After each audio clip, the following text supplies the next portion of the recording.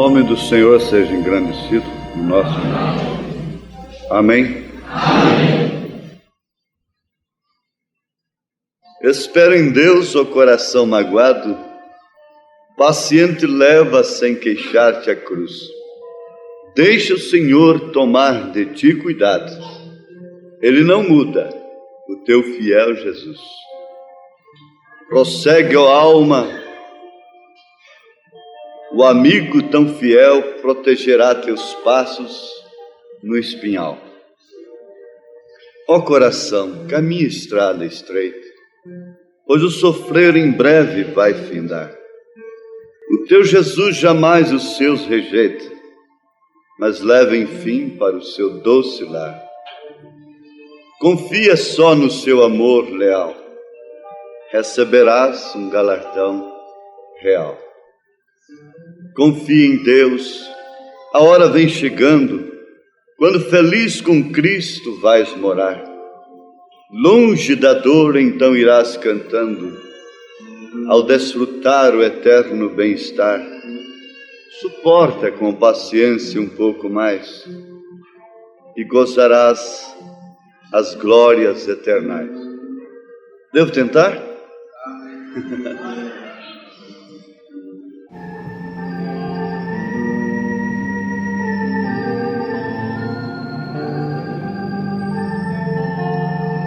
Espera em Deus, ó coração magoado, paciente leva sem queixar-te a cruz. Deixa o Senhor tomar de ti cuidado. Ele não muda o teu fiel Jesus.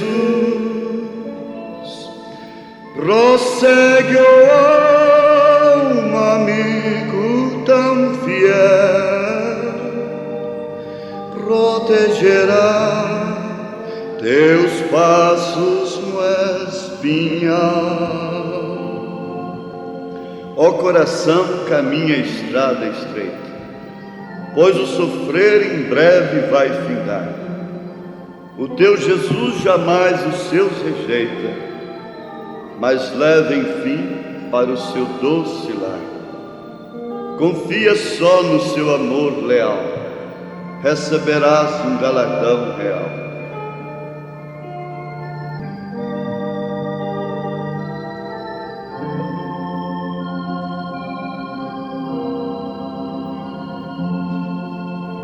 Confia em Deus, a hora vem chegando,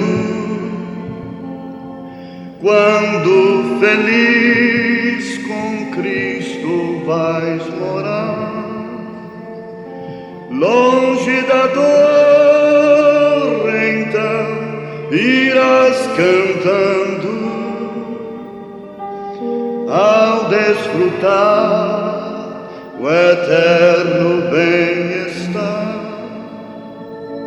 Suporta com paciência um pouco mais, e gozarás a glórias eternas.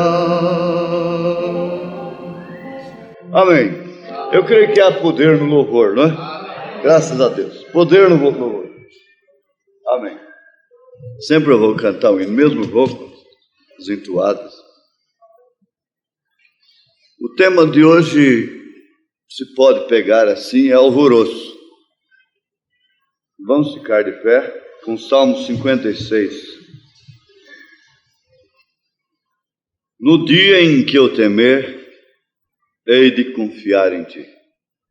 Senhor, estamos aqui porque confiamos no Senhor, no sangue de Jesus.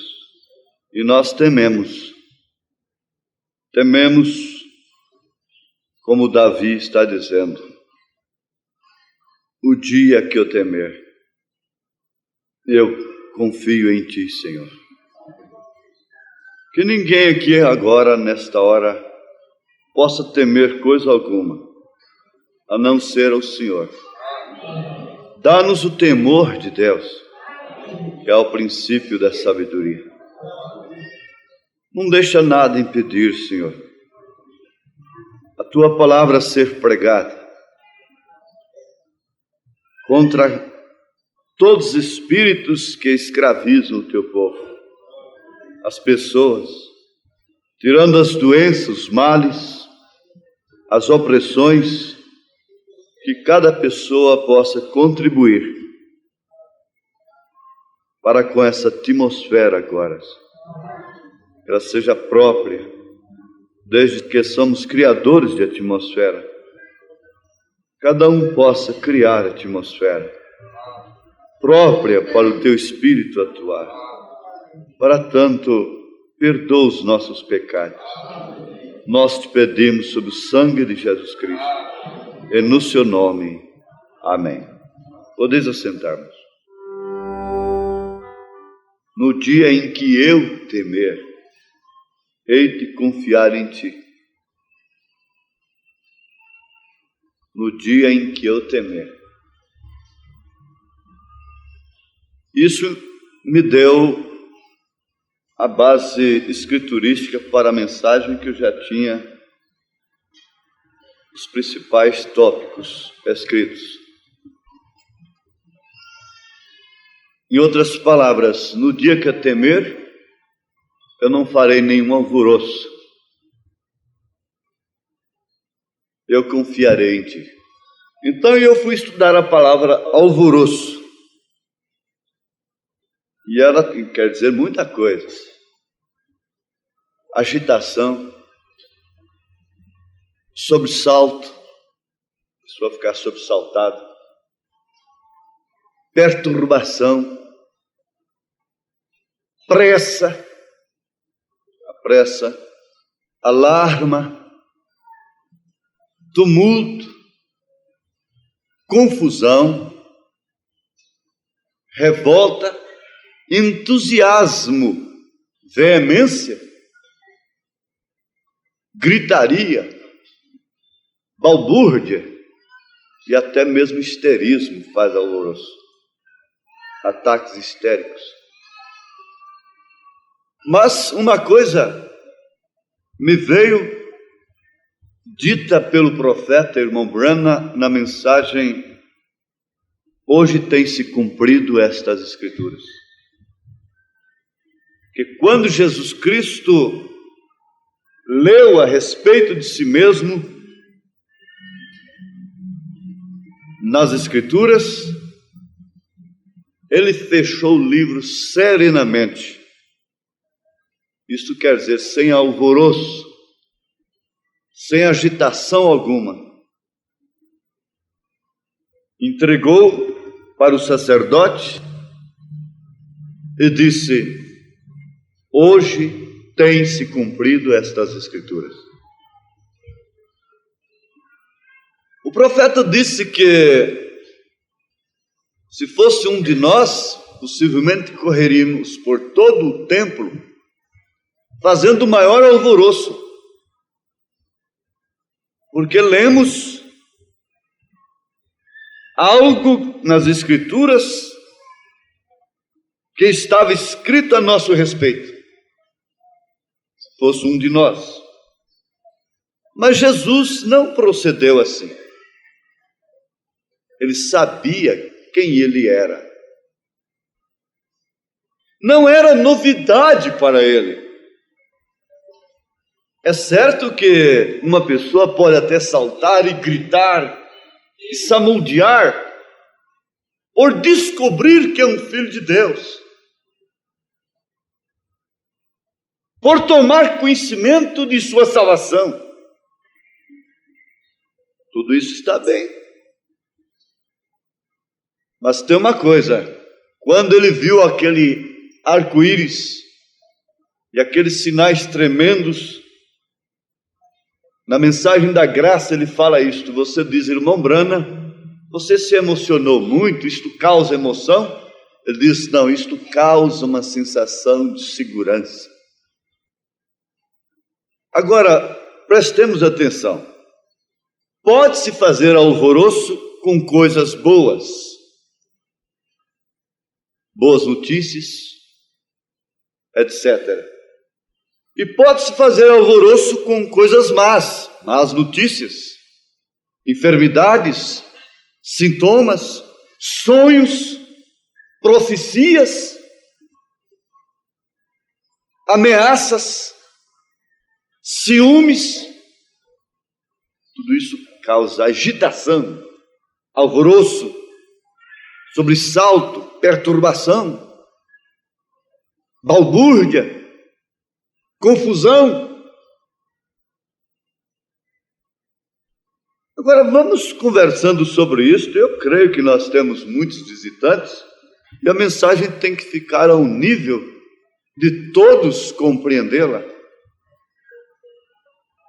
Porque eu creio que cada pessoa que está aqui nesta noite é porque a graça lhe trouxe. A graça do Senhor Jesus Cristo. Então pode-se fazer alvoroço com boas coisas, boas notícias e outras coisas boas. E pode-se fazer alvoroço com coisas más. Então cabe a você guardar isto no seu coração. Na hora de um motivo para alvoroço, vê se você se lembra disto. Na hora que eu temer, ou no dia em que eu temer, hei de confiar em Ti, Senhor. Vamos dizer juntos? No dia em que eu temer, hei de confiar em Ti. Tem alguém temendo aqui? Temendo uma doença? Levante sua mão. Está temendo alguma coisa? De má? Levante sua mão se você está temendo. No dia em que eu temer, hei de confiar em Ti. Então, esse é o dia. Se você está temendo, então agora é o dia e a hora de você confiar. Amém? Estes alvoroços têm causado grandes prejuízos, mesmo em relação às boas coisas. Se você recebe uma direção de Deus e tem algo prometido para você de bom, e você faz um alvoroço com aquilo, aquilo pode ser atrapalhado. Se você não ficar caladinha, se você não ficar caladinho, muitos planos bons, muitas coisas boas vão por terra, porque a pessoa faz um alvoroço com aquilo. Ele causa prejuízo, então. Preste bem atenção. Há muita gente fazendo alvoroço com a mensagem. Agitação. Pega casamento e divórcio e faz uma agitação com aquilo. Pega uma outra mensagem e diz, eu tenho uma mensagem escondida, e faz um alvoroço com aquilo. Esse é um exemplo apenas. Agora, não se falando das coisas más que acontecem e que outras se incumbem voluntariamente, porque elas não estão comissionadas por Deus para fazê-lo. É como alguém diz, vou soltar a bomba.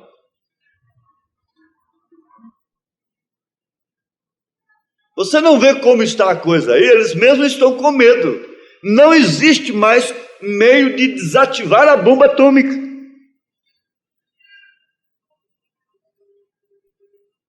E há muitas pessoas que já foram soltar bombas. Parece que eu já vi um homem que, faltando um braço, ele foi soltar uma bomba e o tiro saiu pela culatra. Ele ficou sem o braço. E os soldados que foram levar Sadraque, Misaque e Abednego para a fogueira é quem foram queimados. Está certo? desativar a bomba com muita cautela. E ele sabia que aquilo podia exterminar consigo mesmo. Mas veja só, houve um que desarmou a bomba. Um técnico especial desarmou a bomba na sua vida. Glória a Deus, aleluia. Mas o alvoroço da família não resolvia. A agitação da família não resolvia. O choro da esposa não resolvia. É calma. Quem sabe ela tentou. Vem cá, deixa eu arranco isso uma vez e jogo para lá. Não pode.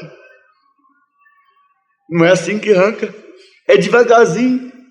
É tirando o esparadrapo. O esparadrapo tem que haver técnica.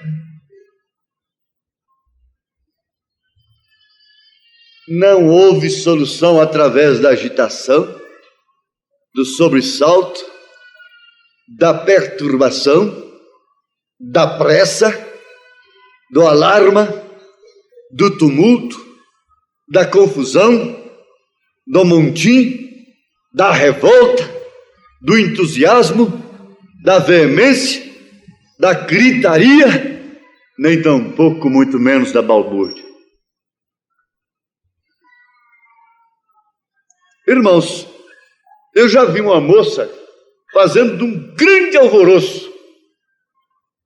Porque é o seguinte, se um rapaz conversava com ela 2 ou 3 vezes, ela já tomava a mensagem e dizia, ele disse que casava comigo. Ele me deu confiança. Então ela vivia alvoroçada, eu estava sempre ajudando-a. Mas minha filha, esse moço prometeu casar contigo?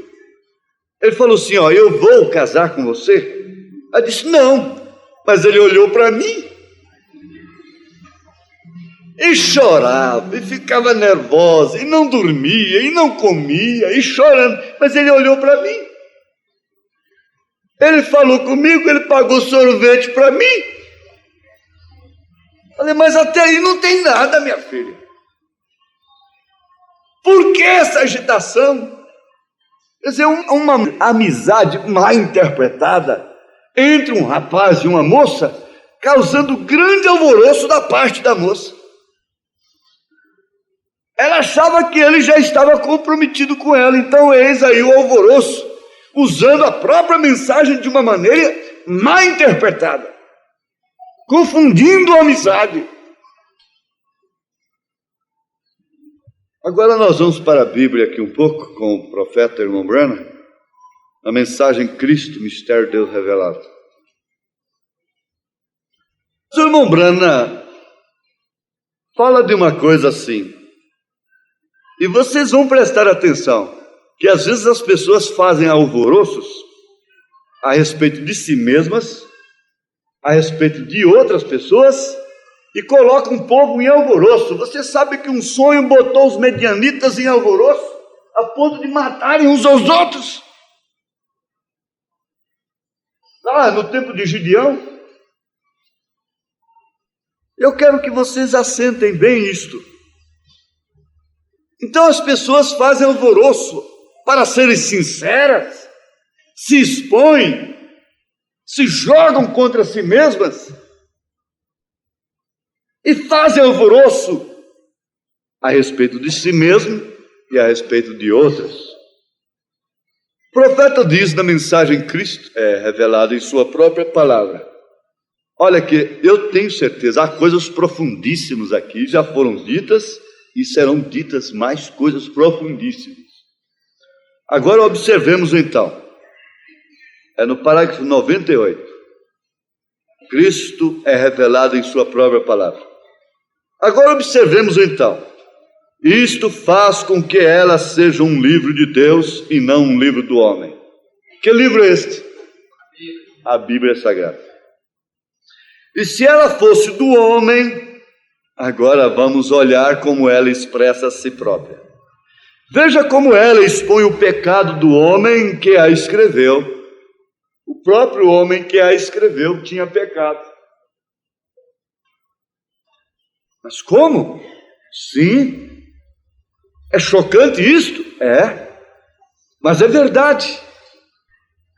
Veja como ela expõe o pecado do homem que a escreveu. Observe o homem que viveu em seu dia, por exemplo, Abraão. Ele foi chamado de o pai da fé. Observem como que é. Crê você que Abraão teria escrito este livro sobre si mesmo acerca de sua própria covardia? Ele faria um alvoroço com a sua própria covardia? Como pense você que ele teria escrito aquilo? Que ele mentiu para o rei naquela manhã e disse que era a sua irmã quando era a sua esposa? Ele nunca escreveria de si mesmo aquilo. Teria escrito nela os atos covardes que ele havia feito? Certamente nunca teria feito isso. E Jacó e suas fraudes? Jacó era um pequeno enganador. Eu quero tratar disso porque há pessoas que não sabem perdoar a si mesmas. E quando a gente passa a noite no mato, há uma outra espécie. Tem um curiano que fala, amanhã eu vou. Ele canta, amanhã eu vou, amanhã eu vou. Mas tem um outro que fala, eu fui culpado, eu fui culpado, eu fui culpado, eu fui culpado. Mas direitinho. E quando aquilo fica perto da gente, cansa a mente, fala, está certo, rapaz, crê no sangue de Jesus e pronto, e vai embora com esse negócio. Eu fui culpado, eu fui culpado, eu fui culpado, eu fui culpado. E tem hora que ele embala e vai, eu fui culpado, eu fui culpado, eu fui culpado. Você nunca ouviu isso, não? Eu fiz ele falando, eu fui culpado, e vai assim, daqui a pouco ele embala. Depois chega outro, em vez de consolá-lo, começa de novo, eu fui culpado, aí fica um de lá, eu fui culpado, outro, eu fui culpado.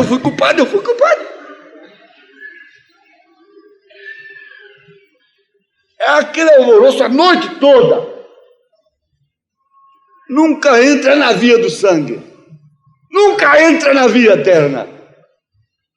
A sua natureza é aquela.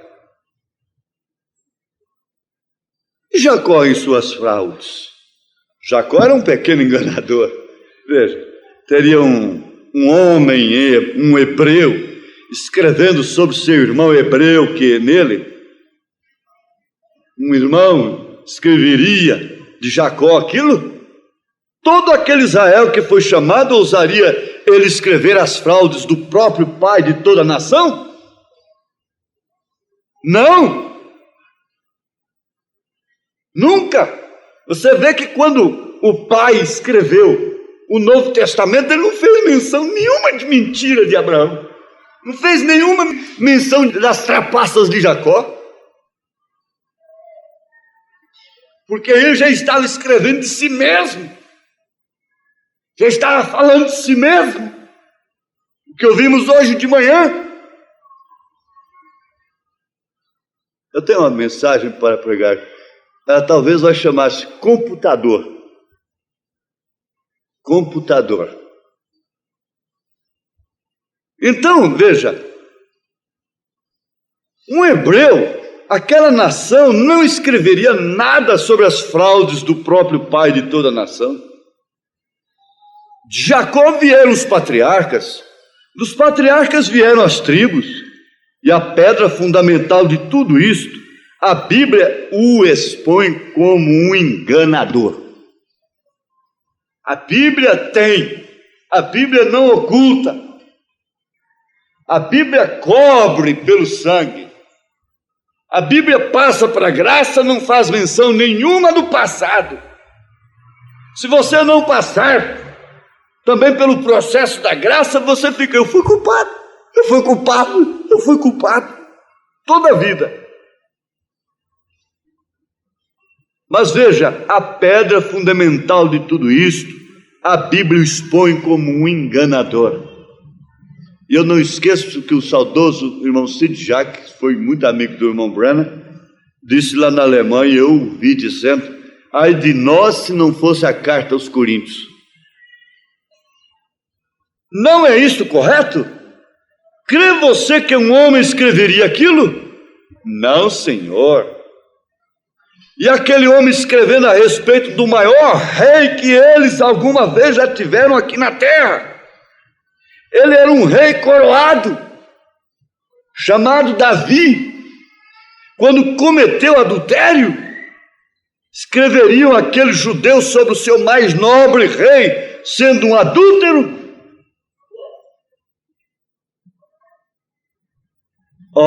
Temos na história um George Washington que nunca disse uma mentira e coisa assim.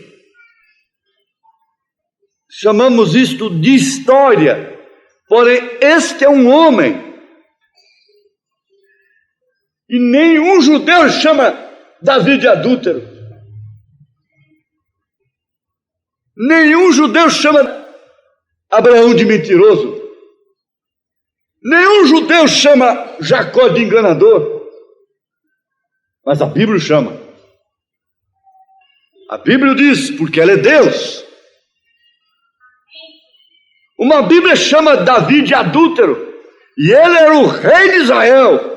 Um adúltero que era para ser o filho, Jesus para ser o filho de Davi, a própria pedra principal. E seu pai, de acordo com a carne, era um adúltero. Os judeus nunca escreveriam um livro assim. Escreveria um homem isto sobre si mesmo? Certamente não. Orgulharia a nação de Israel, vocês sabem quão orgulhosos eles são. Orgulharia a nação de Israel, ir escrever a respeito de sua própria idolatria, escreverem sobre sua rebelião contra o seu Deus, escreverem contra a sujeira e coisas imundas que eles fizeram, escreverem em um livro. Certamente eles teriam escondido aquilo. Eles simplesmente mostrariam as coisas boas. Mas esta Bíblia diz o que está certo e o que está errado. Aleluia, glória a Deus. Ela é soberana para isto. Veja aqui.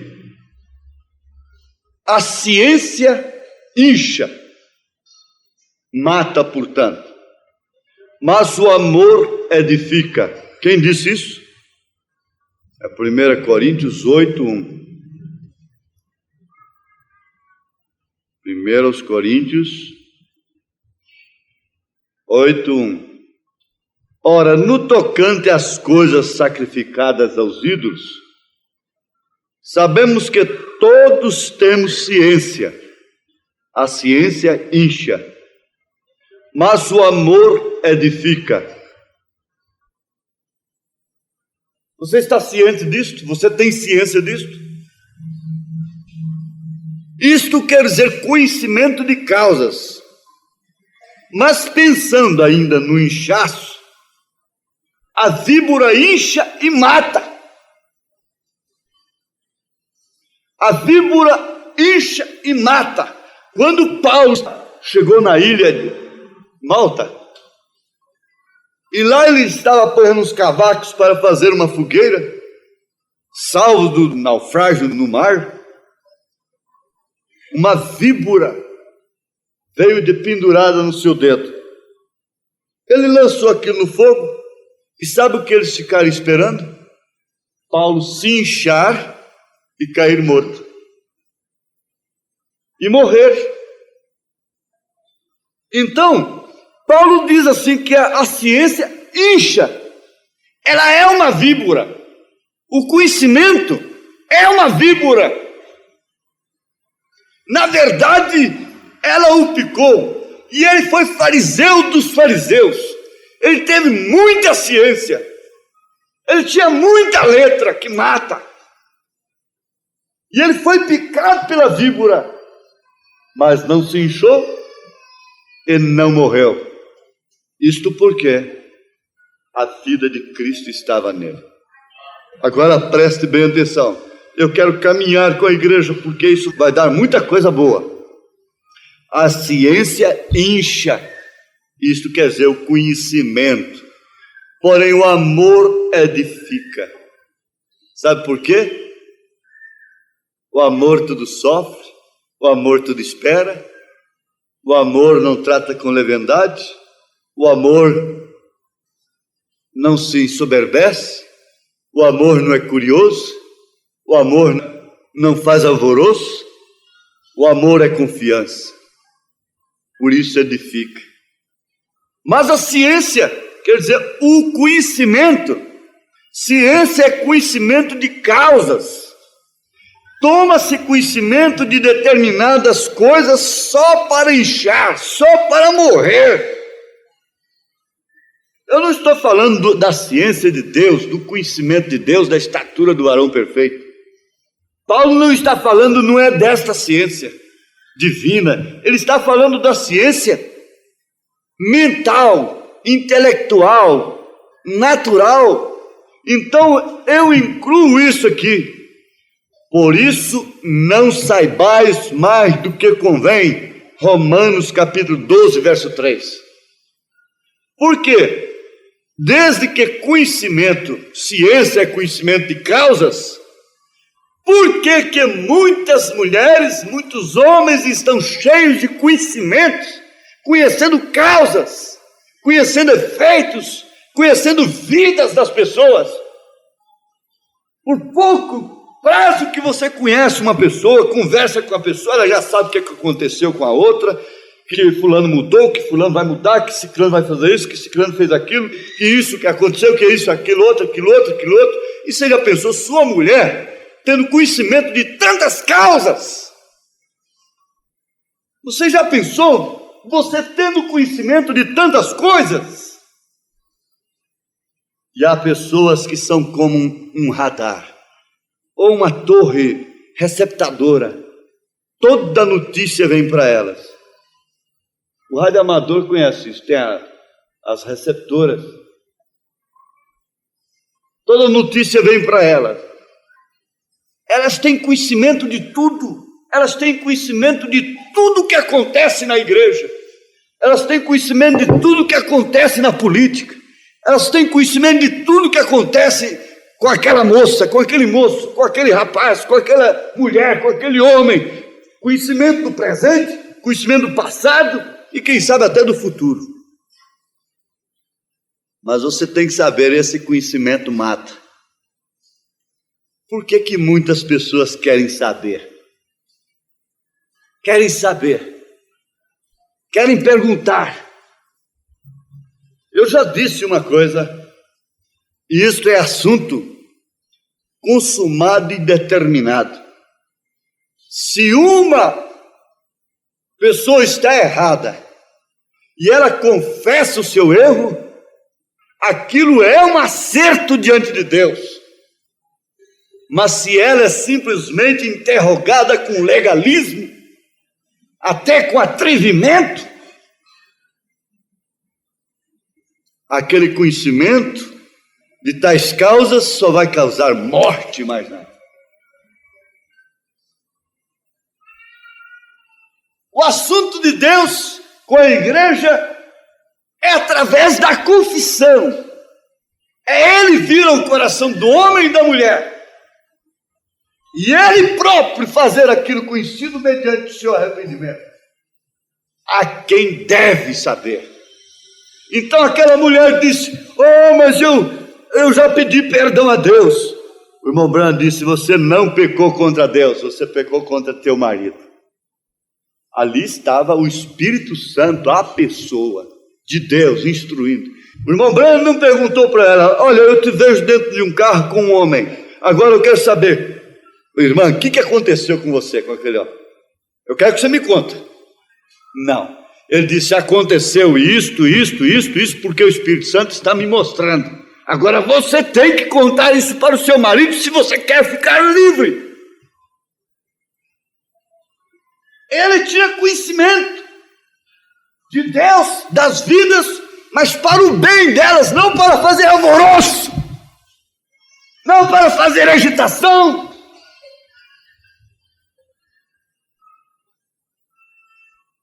Não para fazer balbúrdia, confusão, não para fermentar, mas quando Deus lhe dava um conhecimento de coisas de 20 anos atrás, era para acertar, Até mesmo ele dizia: este é um negócio seu. Se você quer, confesse, se não, continue assim. Este conhecimento dá-me uma mensagem tremenda, mas eu não posso ficar parado aqui porque nós temos muita coisa para frente.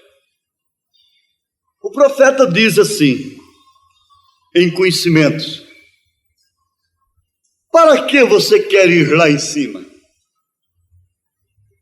Para que você quer conhecer os segredos dos 7 trovões, por exemplo? Nós falamos sobre aquela usina acumuladora que eles fizeram para acumular a energia de um relâmpago. Mas ela não comportava aquilo. Quando captou o primeiro relâmpago, virou tudo carvão. Há muita gente que quer isso. Para que você quer conhecer? Há mulheres que não deixam o marido dormir enquanto ele não conta para ela alguma coisa que não é de sua conta. O que ele deveria fazer para ela é assim: olha, você nunca mais me pergunte tais coisas. Isso não é de tua conta. Porque isso vai te queimar. Isso vai te destruir. Isso pode até te matar. Quantas mulheres casadas têm conhecimento da vida íntima de outros casais? Porque elas são amigas. E quantos adultérios têm saído por causa disso? Porque aquelas bobas inocentes contam como é seu marido, e é justamente, vocês me perdoem, daquele jeito que aquela mulher gostaria que seu marido fosse. Agora, por que tal conhecimento?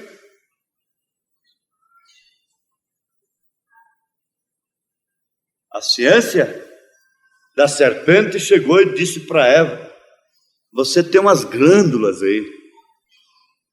Diz o profeta que ela queria o conhecimento disso.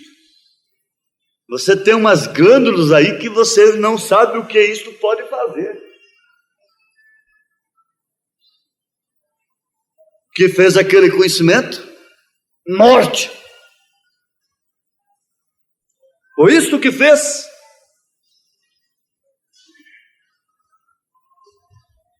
Bem, o que faz você ir até lá em cima se você não pode ver onde você está?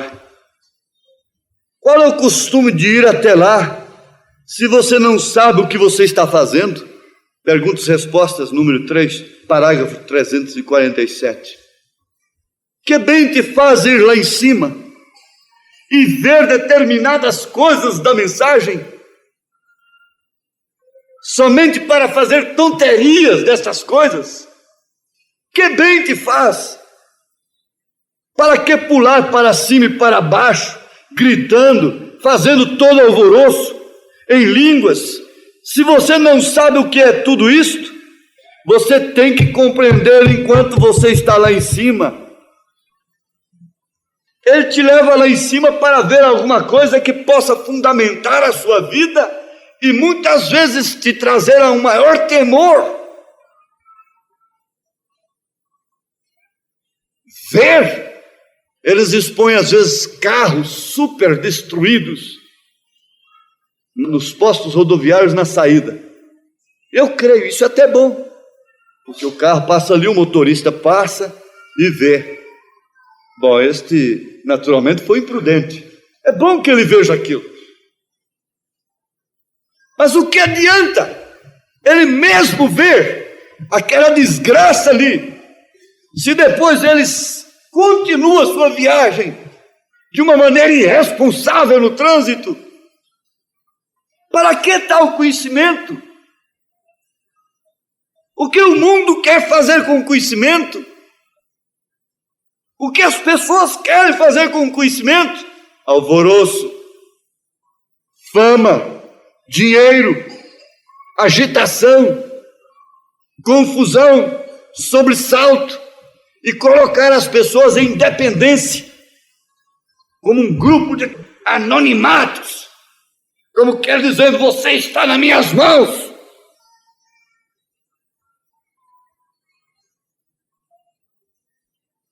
Mas para que você ir lá em cima? Só para fazer alvoroço? Jesus disse assim: Pedro logo tem alguma coisa especial. Tiago, pois não, senhor. João, eu já estou aqui perto. Já estou aqui, reclinado no Senhor. Vamos ali. Certos 9 ficavam assim. Ele gosta mais deles. Vem cá. Vamos lá no monte. Vamos subindo. Cansados. 6 dias depois, Mateus 17, tomou Jesus consigo a Pedro e a Tiago e a João, seu irmão, e os conduziu em particular em um alto monte. Eles iam tomar conhecimento de uma coisa profunda. Iam conhecer mais 2 personalidades. Irmã, você pegaria todos os seus recursozinhos e gastaria para ir lá naquela serra dourada e subia com toda dificuldade. Se você soubesse hoje que chegando lá amanhã você ficaria conhecendo Moisés e Elias, não? E voltava dizendo: graças a Deus eu fiquei conhecendo Moisés e Elias. Quanta gente vem no escritório, olha que me abraça e começa a chorar. Homens me agarram, me dão ósculo e choram. Outro dia um danou a tremer. Eu fiquei até assim. Tremer, eu pensei que ele estava passando mal, o que é? Ou tem alguma coisa contra mim, qualquer coisa aí? Qualquer coisa assim. E quando a gente sai aí, eu conheço o pastor Joaquim. É a mesma coisa de eu chegar aqui e disser assim: eu conheci o irmão Brana.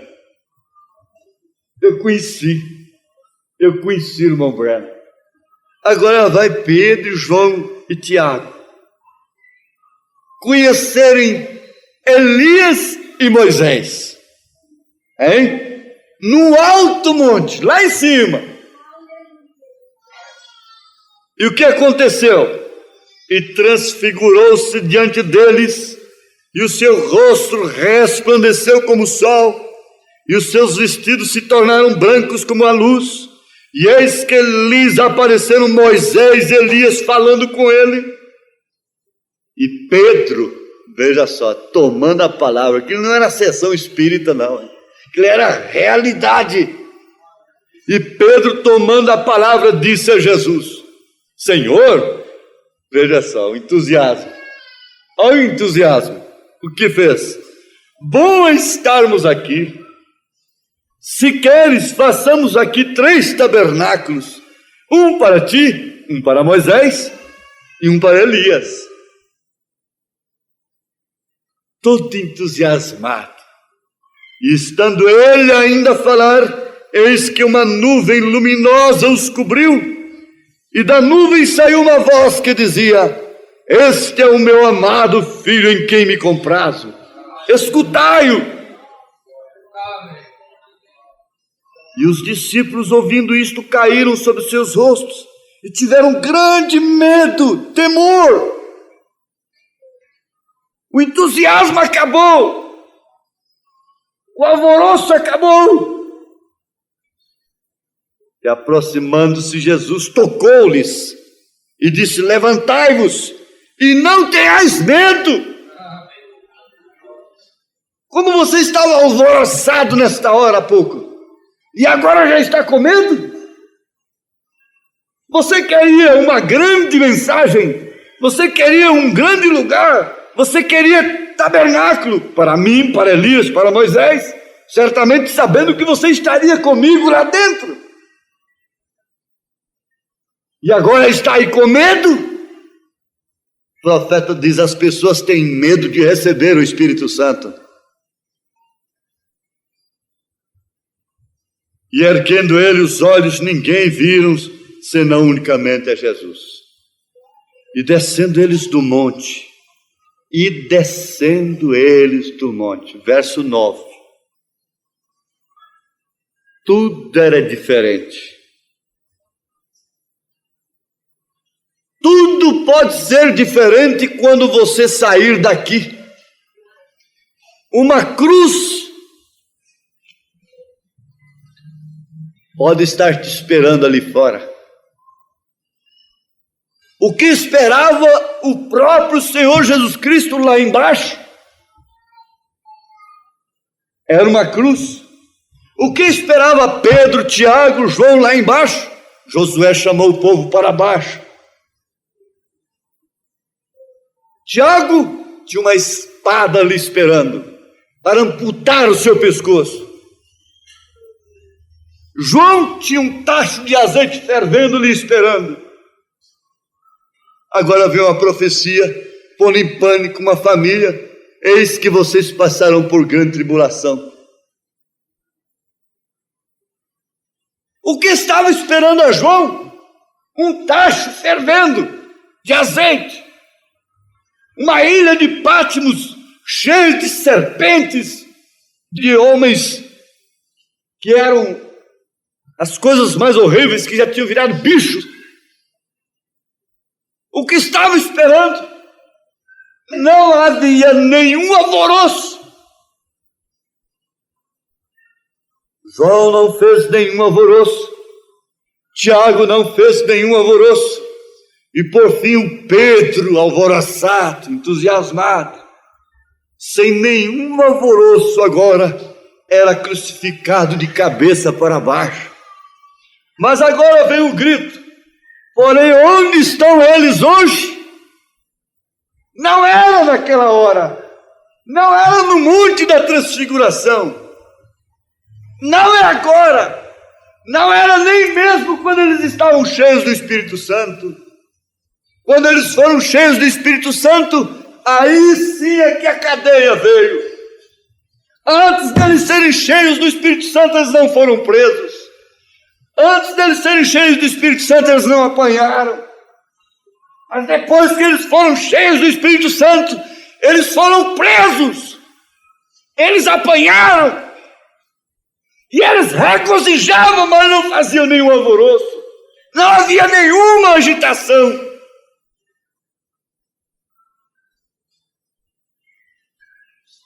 Porém, onde estão eles hoje? O que está proposto para eles, para os 12? O que está proposto para você? Você vem aqui, tem um bom tempo na presença de Deus, e você sente assim aquele vigor, e você sente como se estivesse no alto, e como se estivesse no Monte da Transfiguração, e você consegue uma boa vida, e você consegue uma boa moral, e você consegue uma boa conduta, e você se sente uma cristã, e você se sente um cristão, mas daqui a pouco há uma cruz lá embaixo, há um sofrimento lá embaixo, há uma angústia lá embaixo, há uma decepção lá embaixo te esperando. No quarto selo, parágrafo 96, o irmão Branham diz: a águia é própria para as alturas e ver as coisas, porém sem alvoroço. O esquilo faz alvoroço, o esquilo fica chirleando. Eu cheguei a ver isto, presenciei e disse como isto é verdade. Ele põe a carinha de fora e fica chirleando, chirleando, e você faz algum sinal para ele, ele esconde. Ele esconde a cara, um pouco aparece de novo, torna a botar a carinha lá, torna a tirar, torna a pôr a carinha lá, e chirleando, implicado. Mas a águia não, a águia está lá tranquila. Quando ela percebeu, quando ela se cansou com aquilo, diz o profeta, ela abriu as suas 2 possantes asas e foi ganhando as alturas. Enquanto são bebês, fazem alvoroço mesmo embaixo. Lá embaixo você vê que ele viu com seus binóculos aquela mãe pegando aqueles filhotes de águia, seus filhotinhos, e pondo naquela relva lá embaixo. Então lá eles faziam uma agitação pentecostal, lá eles faziam um alvoroço, lá eles saltavam, lá eles pulavam, lá eles faziam tudo. E ela está dali vigiando. E quem sabe ela pensava: vocês estão alegres por isto? Vocês não sabem o que tem ainda pela frente. Vocês estão muito alegres por isto? Vocês estão neste alvoroço? Vocês estão nesta agitação pentecostal? Agora vamos para uma parte mais séria. Um cristão não faz alvoroço. Vou falar para você, quase certo. Nem com más coisas, nem com boas coisas. O irmão Branham não fez alvoroço. Quando ele via as vidas das pessoas, você vê, eu ainda vi esse exemplo. Se eu vejo, não estou acostumado, eu ver uma pessoa toda machucada, toda ferida, sangue saindo, eu fico agitado com aquilo, não gosto de ver, sinto mal com aquilo, você também. Mas a enfermeira parece que perdeu até o sentimento humano. A enfermeira, o médico chega ali, está acostumado a ver aquilo todo dia, toda hora, e gente chega sangrando, e perna quebrada, e cabeça rachada, e tudo. Então tem que meter o algodão lá, e ela chega com a pancada na testa, a outra tem que pegar o metiolate lá, e mete ali, deixa chorar de dor, e tira aquilo, e corta, e faz isso, e faz o curativo, e nem liga, nem se impressiona. Mas você pode até desmaiar ao ver tanto sangue. Você faz alvoroço, porque você não está acostumada com aquilo. Você fica agitado, fica confuso. Mas o irmão Branham estava acostumado. Ele sabia de tudo que podia acontecer, ele podia ver tudo. Ele via as vidas das pessoas. Vê adentro. Parágrafo 72, ele diz: a fé cristã está baseada completamente em repouso. Isto é correto. Um cristão não corre de lugar em lugar. Um cristão não se exalta, nem discute, nem se preocupa pelas coisas. Um cristão repousa. Tudo tem terminado para ele no Calvário, porque Jesus disse: tudo está consumado. Então ele diz assim: um cristão não faz alvoroço. Tudo termina para o crente no Calvário, tudo está consumado. Isto é o correto.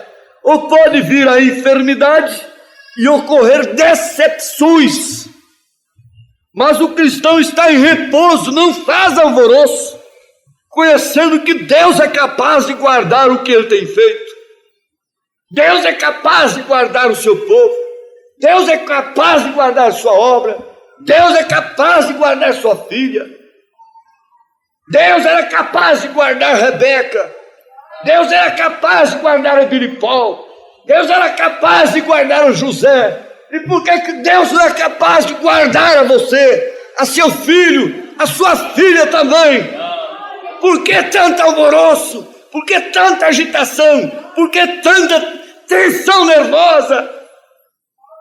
Ele era capaz, Deus era capaz, foi capaz de guardar o seu povo. Ele disse: o cristão repousa. Oh, pode vir a enfermidade e ocorrer decepções, mas o cristão está em repouso, conhecendo que Deus é capaz de guardar o que Ele tem feito. Ele é capaz de guardar a sua herança, Ele é capaz de guardar a sua posteridade, Ele é capaz de guardar a sua palavra, Ele vela sobre a sua palavra para cumprir. Ele é capaz de guardar a sua noiva. Os guardas de sua noiva são os quarto evangelho. E os construtores estão ali com suas cartas sobre o fundamento dos apóstolos e dos profetas. Ele vela sobre a sua palavra para cumprir. Não há nenhum homem que possa fazê-lo. Mas eu quero ver isto aqui bem de perto convosco nesse instante. Veja, sabendo que não importa o que for ou como pareça, não há enfermidade nem morte que possa te colocar em alvoroço, não há fome ou qualquer outra coisa que nos possa separar do amor de Deus que está em Jesus Cristo. Estamos em repouso. Deixe que o velho barco se mova para onde queira, a âncora está firme.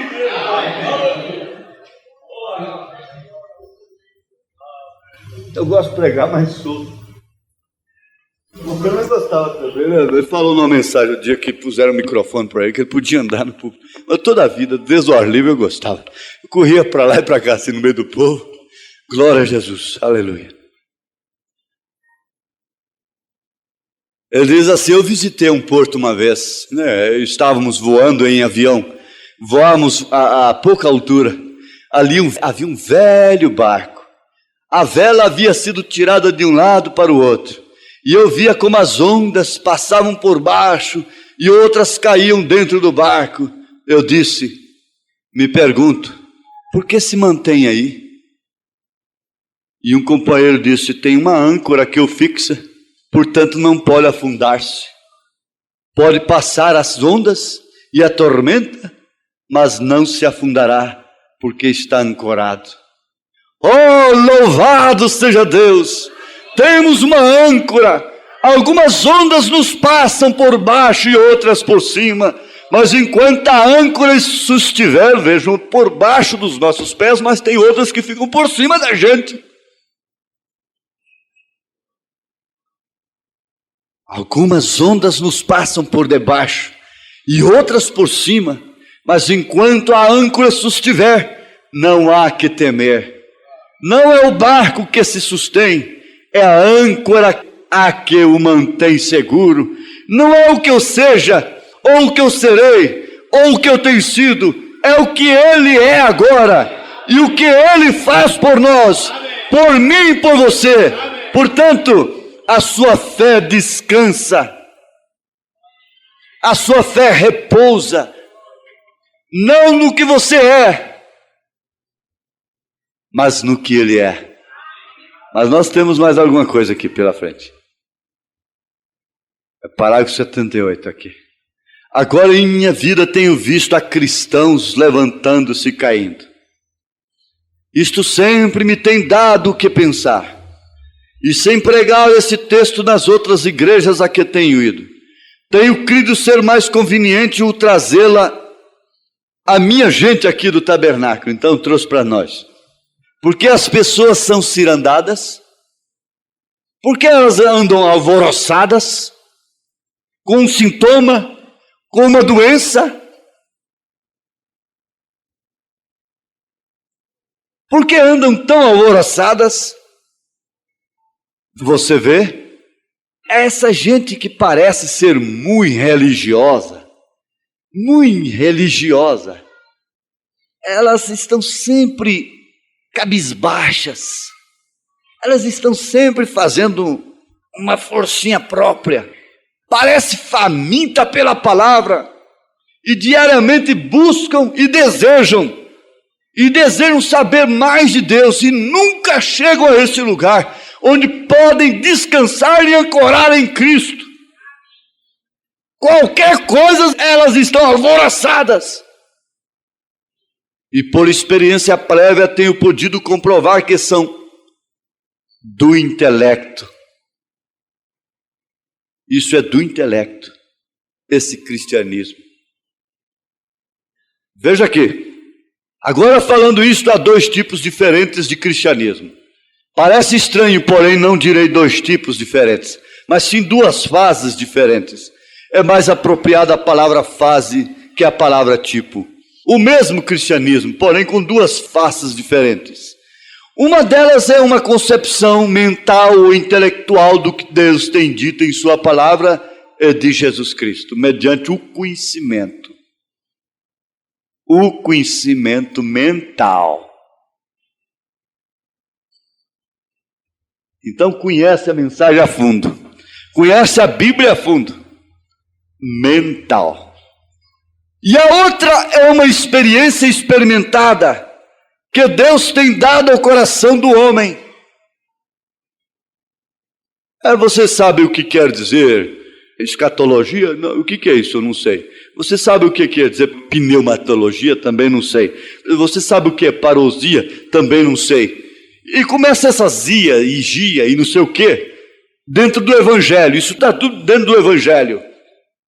E você sabe quem foi a mulher de Caim? Não sei. E você sabe o que Jesus fez dos 12 aos 30 anos? Também não sei. Então você não sabe nada. Eu sei em quem tenho crido. Estou certo de que Ele é poderoso para guardar o meu depósito até aquele dia final.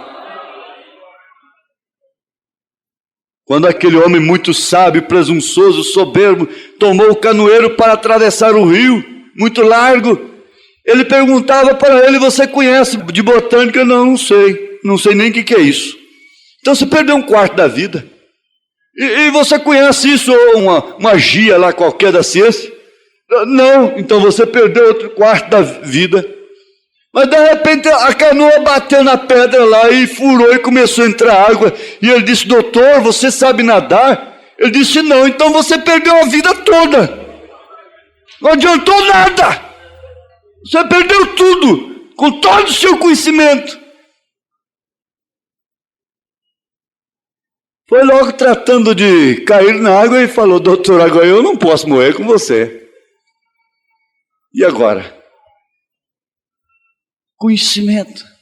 Aquela viúva diria assim: eu conheço sim, eu conheço Elias.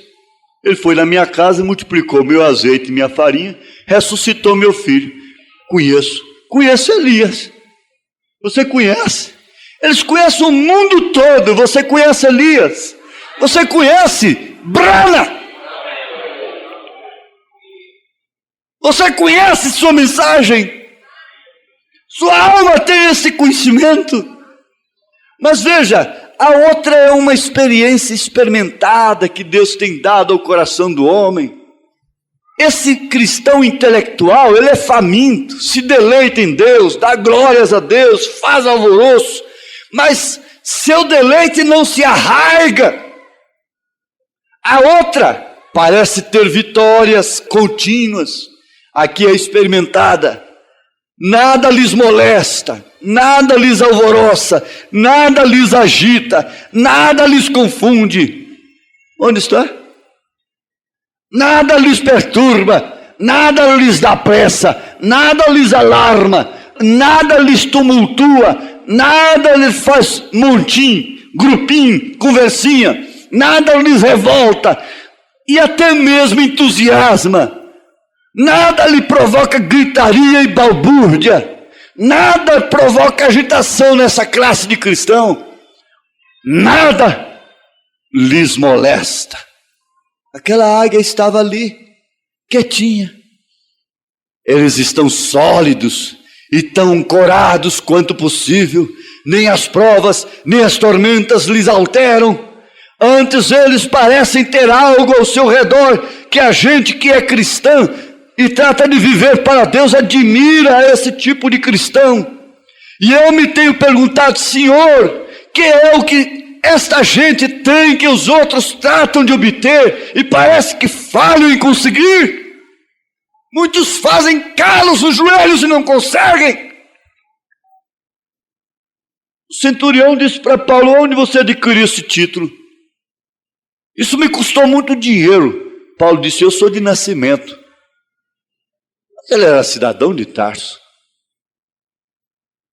Muitos rolam no chão, vão para as montanhas e estão sempre inseguros, estão sempre enredados, e às vezes eles oram uma noite toda, e às vezes eles jejuam. Ele disse: há muitos que esforçam e nunca obtêm. Há outros que não fazem nada e têm tudo. Porque isso desce ao coração. Veja que nem as provas, nem as tormentas lhe alteram. Antes eles parecem ter algo ao seu redor. Eu sei que essa gente é a grande pergunta em todos os corações daqueles que servem a Cristo. E até o dia de hoje não tenho visto a uma pessoa que haja alguma vez chegado a Ele, que não haja, depois a vida não volta a parecer correto para eles e depois chegam a abandonar a Cristo. Eu estava falando ontem com um homem de cor que me contou de um ministro que se desviou e fez pedaços suas notas de pregar e as lançou ao cesto de lixo. Já me cansei disto. E no próximo domingo comprou uma caixa de cerveja e se assentou a tomá-la. Um par de semanas mais tarde morreu em sua cama. Se tivesse tempo explicaria isso, como funciona isso na Bíblia, mas isso o afastaria do tema. É outro tema, como vem Satanás e agarra a pessoa e logo Deus tem que tomar a seu filho e levá-lo ao lar. Do diabo ela não é, do diabo ele não é. Então peraí, larga ela e eu levo. Fica você com sua carne lá. Isso foi o que ocorreu e ocorre a miúde. Porém agora vamos à fome nas pessoas e não são capazes de alcançarem. Estão sempre com fome, estão sempre com fome, estão sempre perguntando, estão sempre interrogando, estão sempre inseguras, estão sempre alvoroçadas, estão sempre agitadas, estão sempre confundidas. E a primeira dor que aparece já é câncer, qualquer sintoma que aparece já é a morte para elas. E muitos de nossos mestres e teólogos têm tratado diversas razões para isto e dizem às pessoas: você não tem o alcançado porque não tem gritado, não tem falado em línguas ou qualquer outra emoção ou um dom em particular, é porque você não tem feito alvoroço, contra as quais não tenho nada. Porém logo você pode ver essas pessoas que têm falado em línguas, gritado ou que tenham tido qualquer outra emoção e mesmo assim não parecem ser a classe de pessoa que deviam ser. Sabemos que isso é correto. Às vezes me tenho perguntado: o que posso fazer por uma pessoa nessa condição? Assim que encontrando tão simples na palavra de Deus, estamos tratando de explicá-lo, e para fazer isto logo depois de haver visto a parte intelectual da mente e da alma que está no coração. Agora você realmente tem duas faculdades mentais diferentes. Uma delas está em sua cabeça, seu cérebro, e a outra opera em seu coração, que é chamada sua alma, seu espírito e sua alma. Agora, com frequência, estão em desacordo. Quando a cabeça parece dizer algo, a alma o discute se não é correto. Porém, quando entra a alma, a cabeça parece retroceder. Você está vendo? Lá dentro há uma segurança. A cabeça está, às vezes, perguntando: mas por que, irmãos? Eu me pus a perguntar: por que Raabe, sendo uma meretriz, estava tão segura? Você não sabe o que estava acontecendo em Jericó. As muralhas eram largas, 2 carros de cavalos podiam passar ali juntos. E aquilo estava ruindo sob o toque das trombetas. E aquelas casas estavam ruindo. E tudo estava caindo por terra. E os filisteus, homens arrões, sendo traspassados à espada. E tudo caindo, tudo caindo, tudo caindo. Tudo está caindo, tudo está caindo, tudo está caindo. Mulheres estão caindo, homens estão caindo. Tudo está ruindo. O mundo jaz na areia movediça. Cada movimento que faz afunda mais.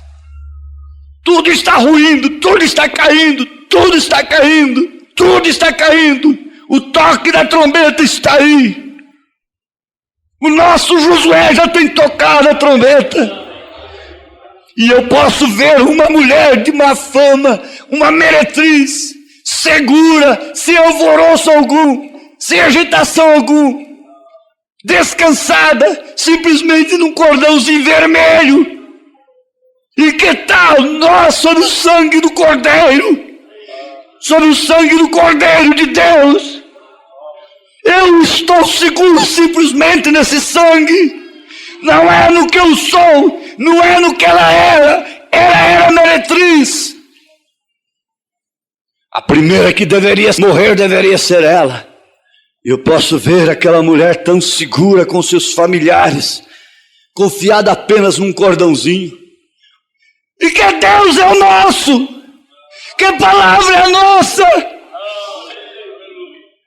que sangue é o nosso, não é sangue de galinha, não é sangue de ovelha animal, não é sangue de boi, é o sangue do Senhor Jesus Cristo.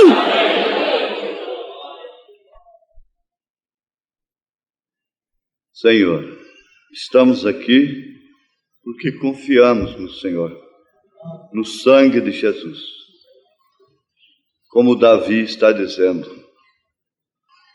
o dia que eu temer, eu confio em Ti, Senhor. Que ninguém aqui agora, nesta hora, possa temer coisa alguma, a não ser o Senhor. Dá-nos o temor de Deus, que é o princípio da sabedoria. Que cada pessoa possa contribuir, cada um possa criar a atmosfera. Para tanto, perdoa os nossos pecados. Nós te pedimos sob o sangue de Jesus Cristo, e no seu nome. Amém.